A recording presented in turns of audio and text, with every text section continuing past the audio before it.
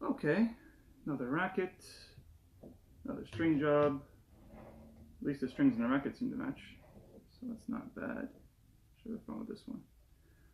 All right, so normally, another thing I've been thinking about these days for a while has been when you have a lesson, when you're trying to, I guess, teach someone tennis or learn tennis. I'm sure it applies to pretty much anything that takes time and effort to get a hold of, but think of the stages of progression. How do you start off learning? How do you allow yourself to improve? And how do you, make tangible progress toward a goal you have set?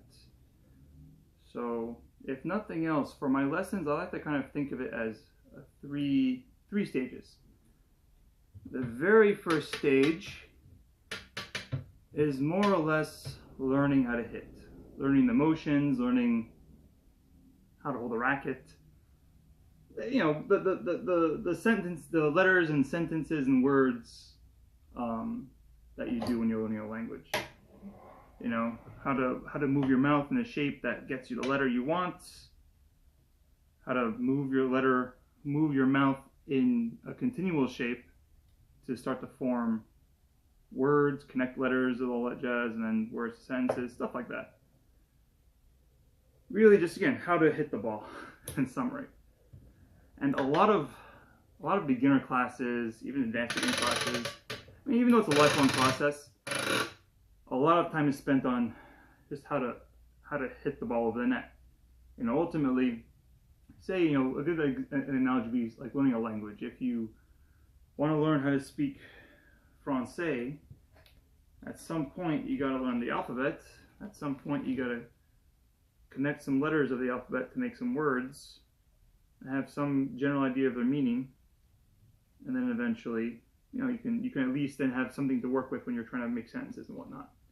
So, for classes, for example, a lot of what I go over is how to move your body in a way that makes tennis possible, or at least easy to learn later on.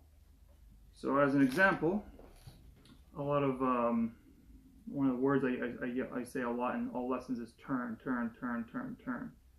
For ground strokes, forehands, backhands in particular,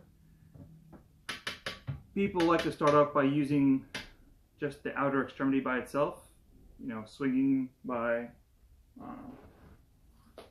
swinging their arm around and whatnot to hit the ball. And from that, there's not really any control if the ball is either hit too hard, too soft, too high, too low. And ultimately, what I try to do is transition them from swinging their arms by itself to just turning their body sideways. So if you hold your racket out, turn your body sideways, you can more or less control how fast you can hit the ball, and save your arm for working on something a little less exhaustive or something. So use your arm to direct the ball, but use your body to supply the power, so to speak. If you want to hit harder, you turn faster. If you want to, slow your shot down, turn a little bit slower. I've gone over this at other moments. And really, beyond that, the biggest thing for learning how to hit the ball comes down to learning how to move, really. If you think of one analogy I like to also use, I like these analogies, so bear with me. If you learn how to play hockey, there's two things you got to learn how to do. The really first thing is you learn how to ice skate. You learn how to ice skate, you learn how to move yourself on the ice, comfortably and whatnot, then hockey for the most part isn't going to be, there's not, sure, it doesn't get too crazy.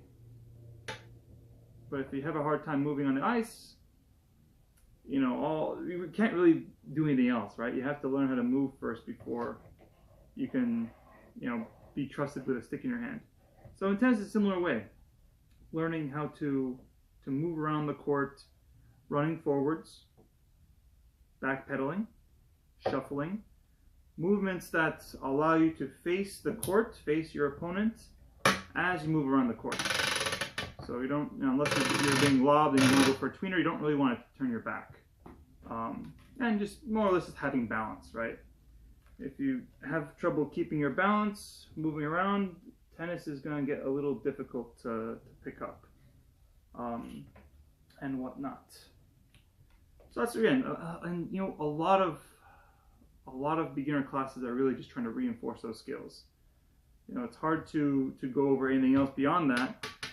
At least, to the point where you can start having, fun, be a little bit creative with playing against others when those, some foundation is not already there.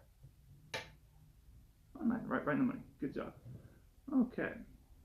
So you can think of that as that first stage, just learning how to hit the ball, learning how to move around, learning how to swing, how to hold the racket, stuff like that. An example, say for volleys, right? You keep your hands up. Keep the racket out in front of you, step forward, try to more or less collide into the ball using your body. So again, you're not trying to use your arm so much, hand out, step, stuff like that. Serve. Effectively, it's kind of like learning how to throw a ball, getting used to the throwing motion and whatnot. So again, it's just technical stuff, right? Things that you can pretty much do with just being fed a ball, or things that off a ball machine. You stand in the ball machine lesson, for example, you stand behind the person and kind of go over technique and just have them get a lot of reps so they get used to moving around and whatnot. The second stage, so once a person's able to hit swing somewhat competently, you start getting them into, language-wise, conversations. I don't want to say how to play the game, but how to interact on a tennis court using your shots. So hitting back and forth with someone, knowing more or less how to stand on the court. An example of this would be when you're playing, you don't want to stand no man's land. That part in between the service line and the baseline, that giant rectangle and whatnot. You don't want to be just hanging around in the middle there for too long.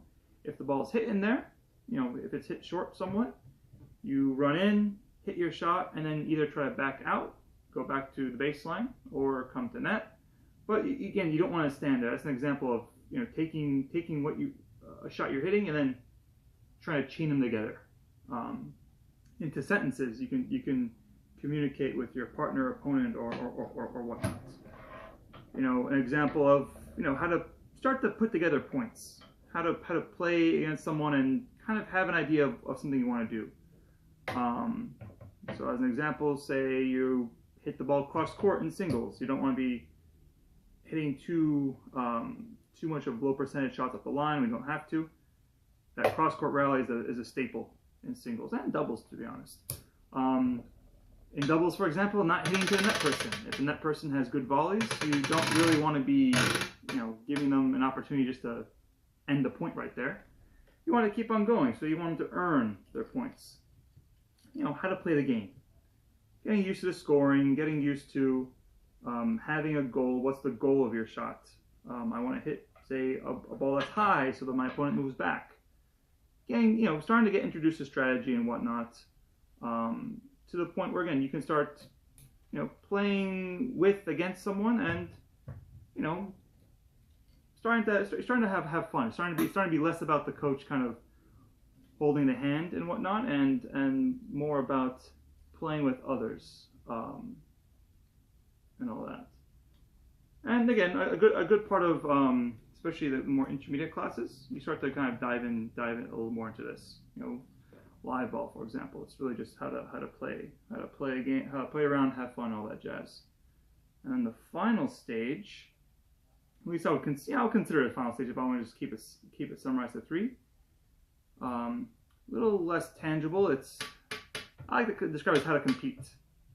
It doesn't mean that it's only related to competition, but it's more about how to hold your own on the tennis court.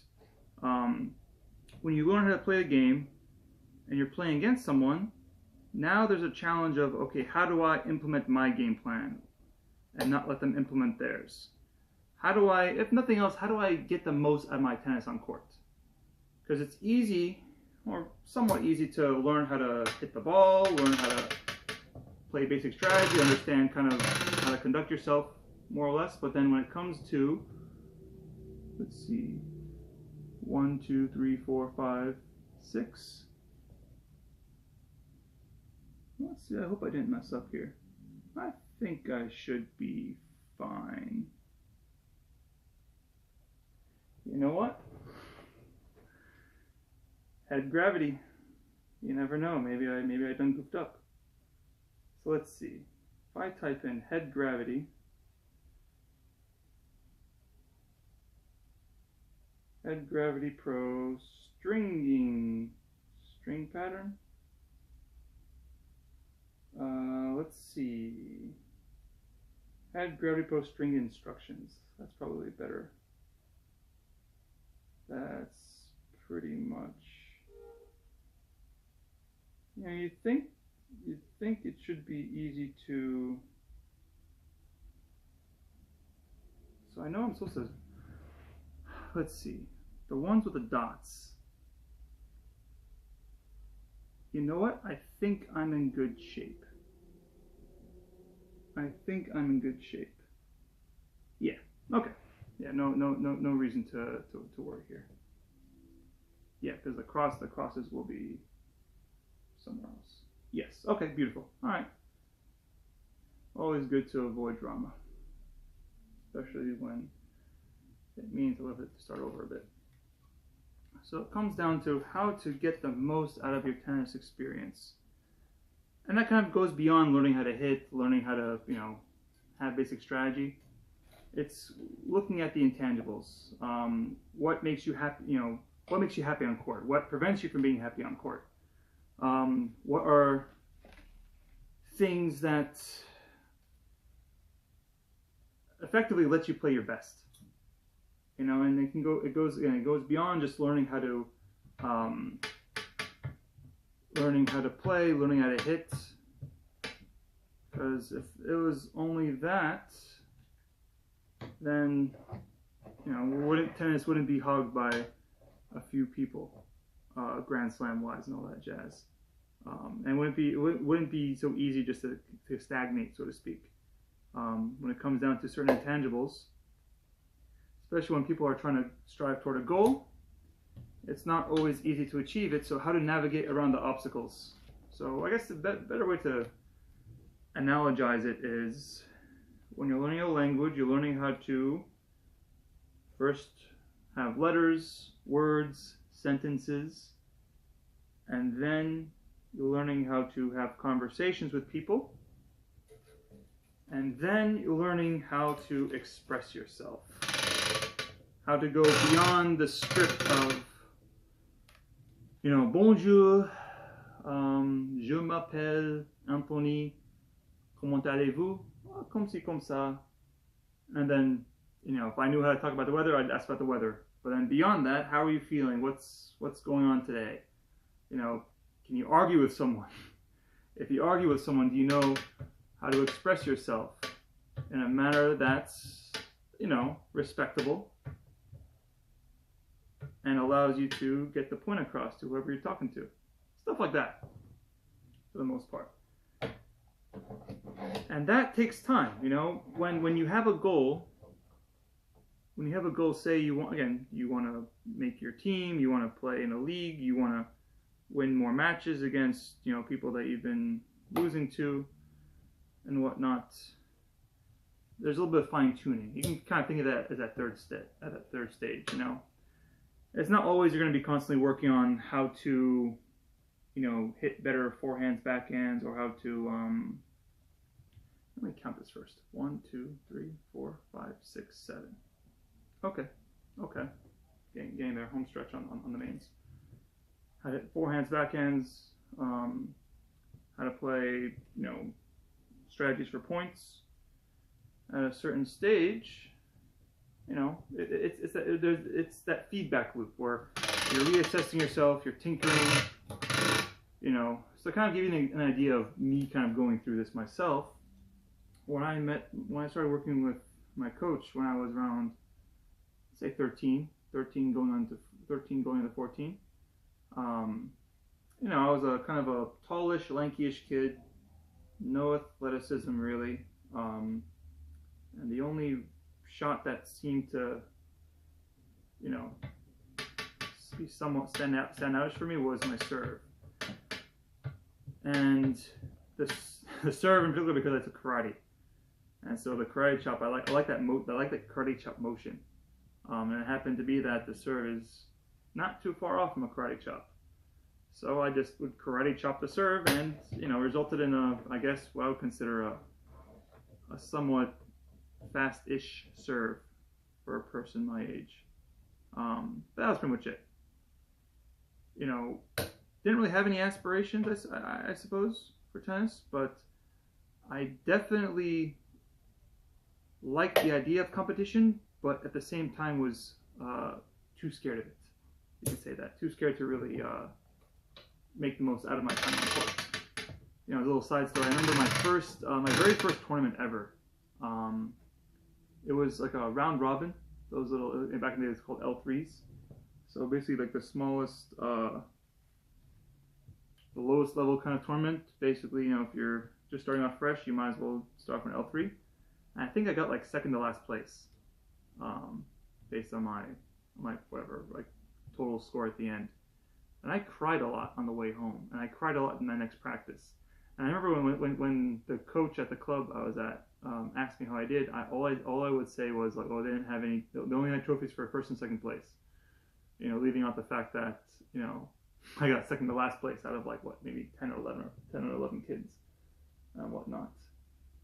Which it's I guess you can say it was kind of fun looking back. But the first thing my coach worked with me on was how to hit the ball.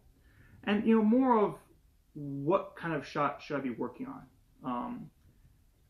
What he did with me was going forward, I was to hit the ball high and deep with topspin. Try to get the ball past the service line, and try to do that.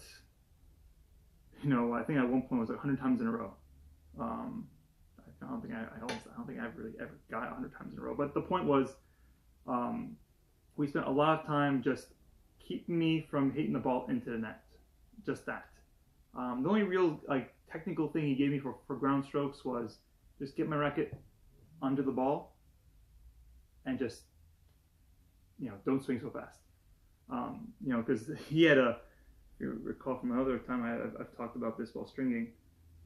He had a continental grip. He was a serving volleyer with a continental grip on his forehand, and I was baseline basher at the time. So for ground strokes, he just told me just hit the ball high and deep with topspin, up the middle. Try to get the ball past the service line. He was really, really adamant about getting the ball past the service line. Had to be deep, halfway up in that baseline box and whatnot.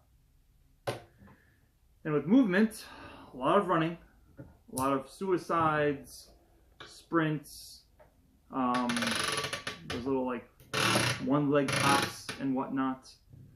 Just a lot of movement drills and just simply hitting the ball, just getting the ball in and whatnot.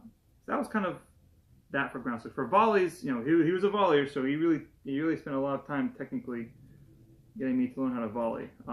Keeping the racket out and in front, stepping forward, and bending my legs as if I'm proposing to someone. So you don't want to bow like you're performing. When you hit a volley, you want to bend your knees like you're proposing. That was the analogy he used. For serve, worked on using continental grip. He worked with me, but he also had another coach work with me as well on getting a spin serve and whatnot. So there's a lot of reps done for serve as well. Oh yeah, I had to hit like 20 serves in a row, 20-second serves in a row, blah blah stuff like that. Just a lot of repetition. So that was just kind of like learning how to hit the ball. Second phase was learning how to play. He gave me a simple game plan. Hit the ball cross court, high and deep. Do not break from that pattern until one of two things happens. your opponent hits the ball up the line, or you get a weak ball that's short. Now, when one of those two conditions happen, you hit the ball to the other side and come to net. Follow the ball to the net. Try to hit the ball afterwards, boom. So very, very straightforward game plan. You can probably code it in not too many lines if you were trying to program someone, but the idea was he had spent some time taking statistics on how people win points, lose points, what separates the people who are winning more points than people who are not winning those points. And his deal was a lot of people make errors trying to go up the line or taking low percentage shots when they're not in position to do so. Oh yeah, another thing about hitting the ball was keep lining up my body sideways to my target. That was a lot of time spent trying to just get myself to stay sideways and all that jazz. Now let's see here. Where do I tie off the main?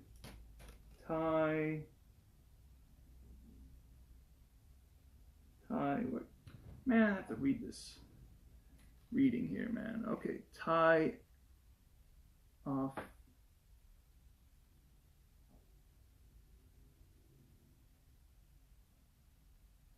Oh, you know what? I think I may have done goofed. Wow. Yeah, I done goofed on this side. Oh, that's beautiful. That is beautiful. So what I'll do here is I'll put tension so I won't salvage. So I can salvage what I did here. So let's see. Of course I done goofed, man. Come on. Oh, so you know what?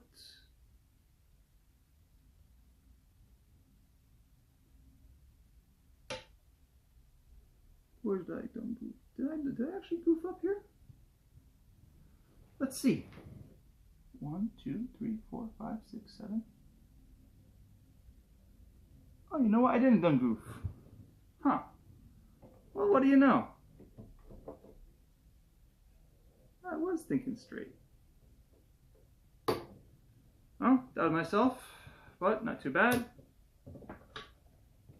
All I gotta do now is take this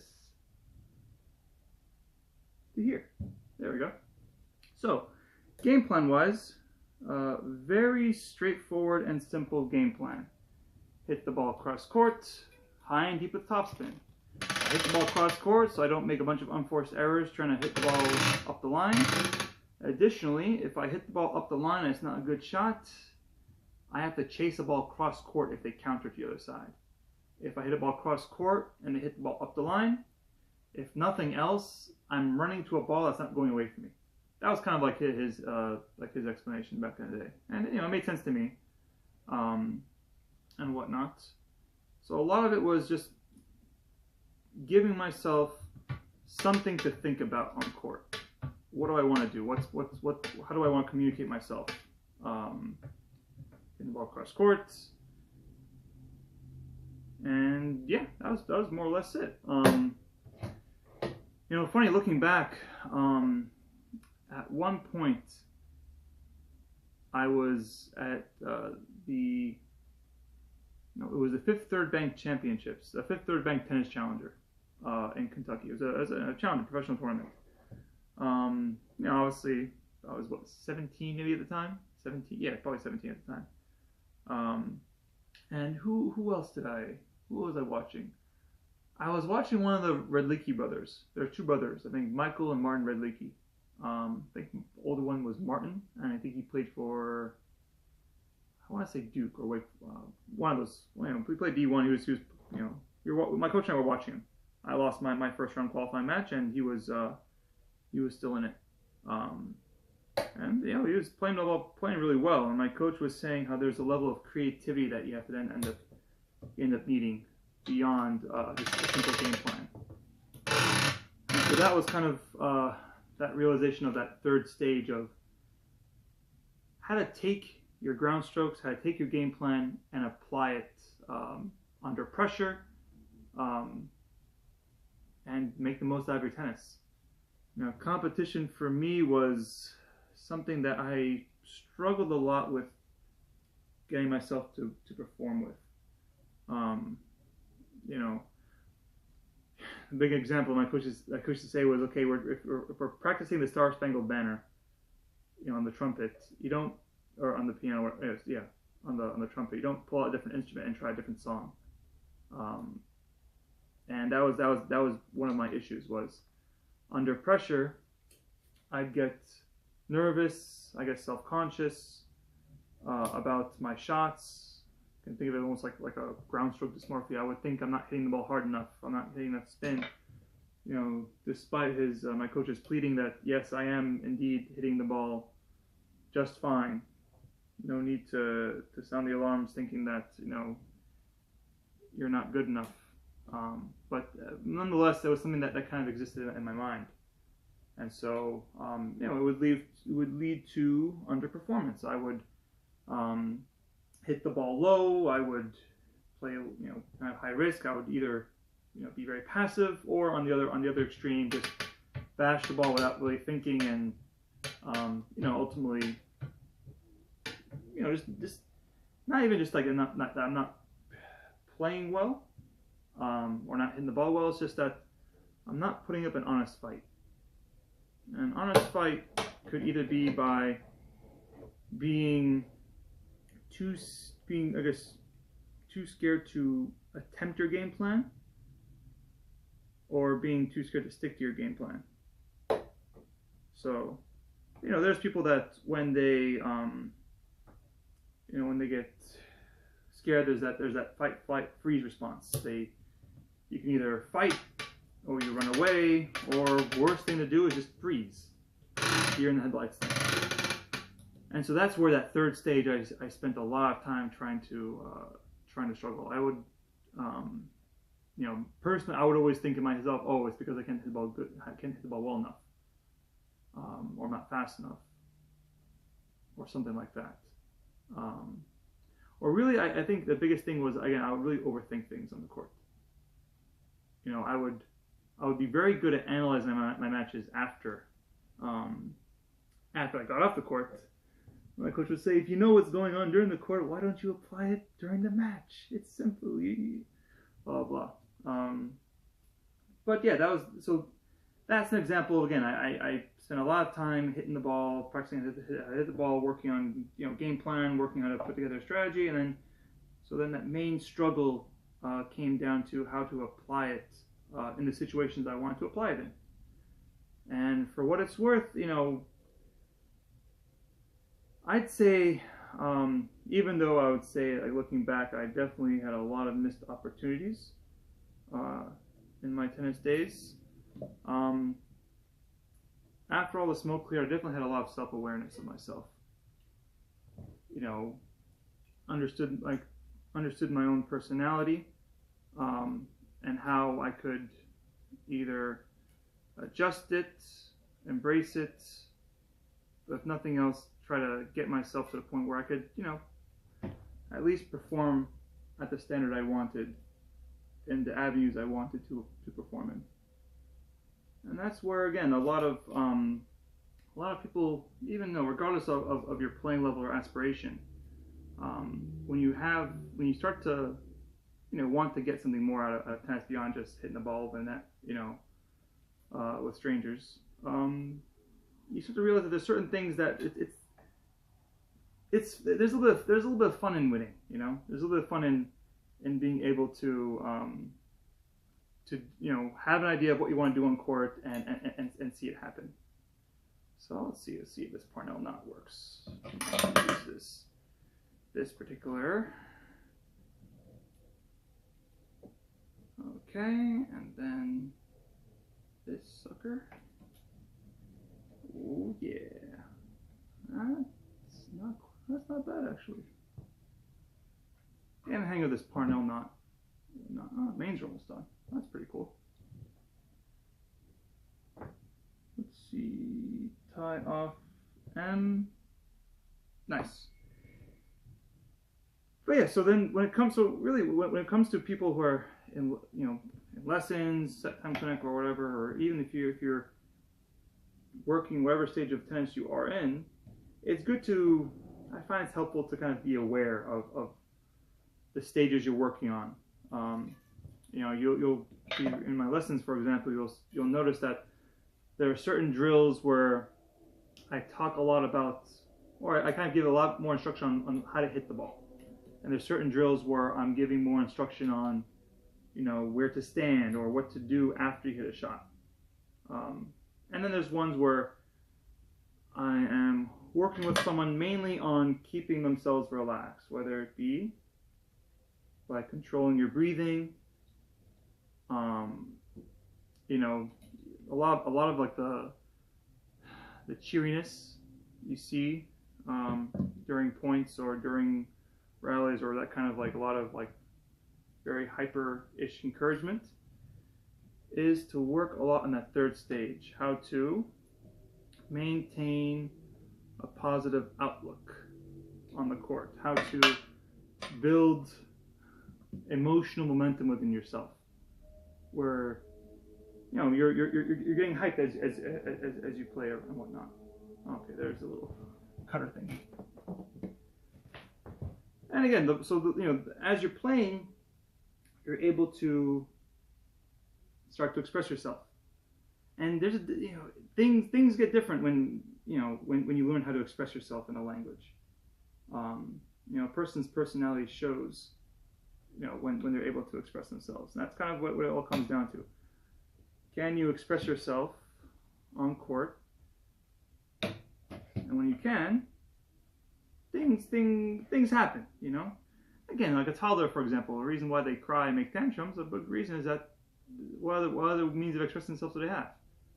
As they learn more words, as they get, a lot larger, vocabulary, they're able to now say what they want, say what they feel, say what, and everyone is able to arrive to a conclusion, as opposed to, a child bawling for whatever reason and the parent just have no idea what's going on. Like my almost 3-year-old. He used to cry, but now when he cries, he says what he wants. He wants the lollipop. He wants the Pokemon. He wants to see some Blippi. Now, on a side note, Excavator by Blippi. It's a S-tier children's song. I would highly recommend checking it out. Nice. So the mains are done. Now I just have to spend some time on the crosses. Cool. Yeah, that sounds stringy. All right. Yeah. So in summary, learning how to hit, learning how to play, learning how to make the most of your time on court. When you're on court, have an idea of what you want to work on. If nothing else, ask me if you have if you're curious on what I'm trying to address in the class or in the lesson. It's a lot. It's kind of like a cycle. I kind of cycle through all of them, but the more you get into it, the more you start to have fun. All right. Any questions, comments, concerns, grievances, suggestions, feedback? You know where to find me.